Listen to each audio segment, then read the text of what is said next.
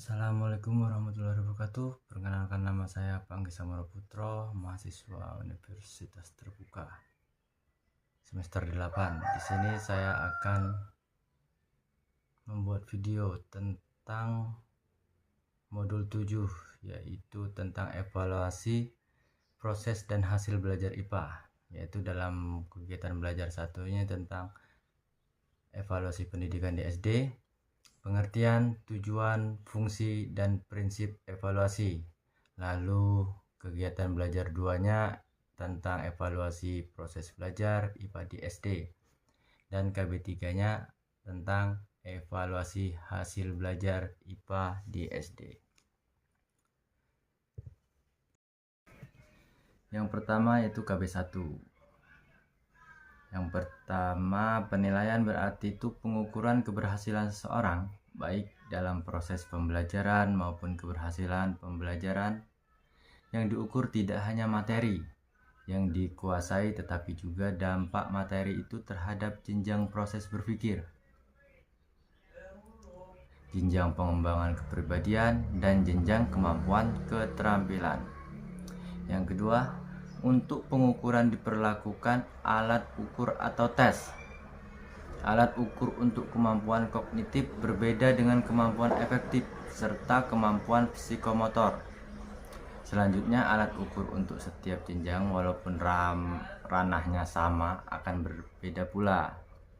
Lalu evaluasi proses belajar adalah pelaksanaan pengukuran yang bertujuan untuk mengetahui apakah tujuan pembelajaran sudah dicapai. Jika sudah dicapai, kegiatan selanjutnya dapat dilaksanakan.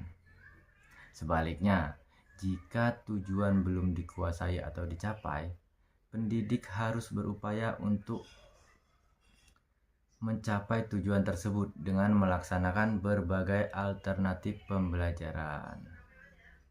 Yang ketiga, evaluasi proses sebaiknya dilakukan tertulis agar semua peserta mendapat kesempatan yang sama mengemukakan jawaban, namun dengan cara yang diatur secara berhati-hati.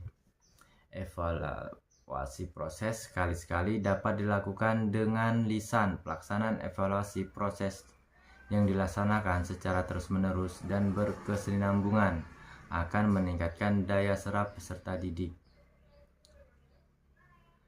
Lalu tingkat penguasaan hasil belajar peserta didik akan lebih akurat atau bisa dibilang tepat sih pengukurannya kalau tesnya hasil belajar dilakukan lebih sering.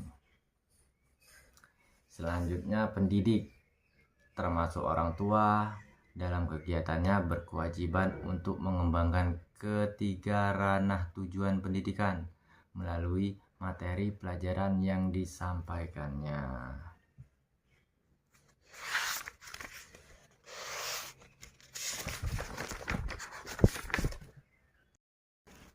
Selanjutnya yaitu KB 2, yaitu tentang evaluasi proses belajar IPA di SD.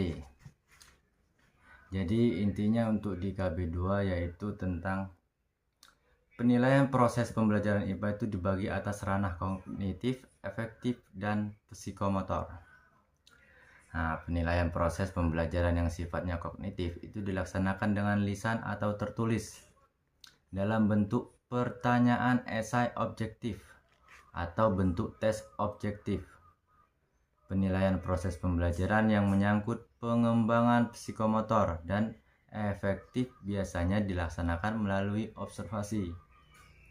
Hal ini penilaian proses digunakan untuk menentukan kualitas pembelajaran, bukan untuk menentukan nilai peserta didik. Nah, jadi itu adalah intinya sih dari KB 2. Selanjutnya KB 3, yaitu tentang evaluasi hasil belajar IPA di SD.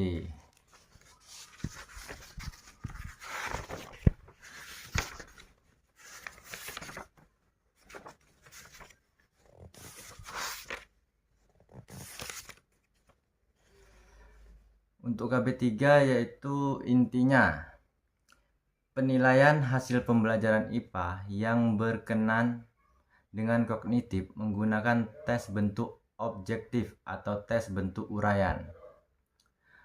Pengembangan keterampilan di laboratorium adalah kegiatan yang tidak terpisahkan dari kegiatan kognitif dan menjadi tanggung jawab guru IPA untuk melaksanakannya, mengukur kemampuan keterampilan, menggunakan teknik observasi, pengembangan kualitas kepribadian menjadi tanggung jawab semua pihak di sekolah, seperti guru, kepala sekolah, dan tenaga administrasi.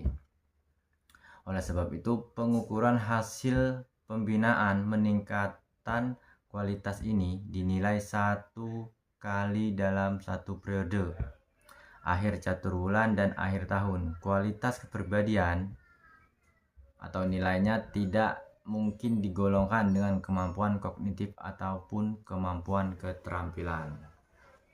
Nah, jadi cukup sekian tugas 3 dari saya. Apabila ada kesalahan kata ataupun penjelasannya yang kurang dimengerti, saya mohon maaf. Cukup sekian dari saya. Wassalamualaikum warahmatullahi wabarakatuh.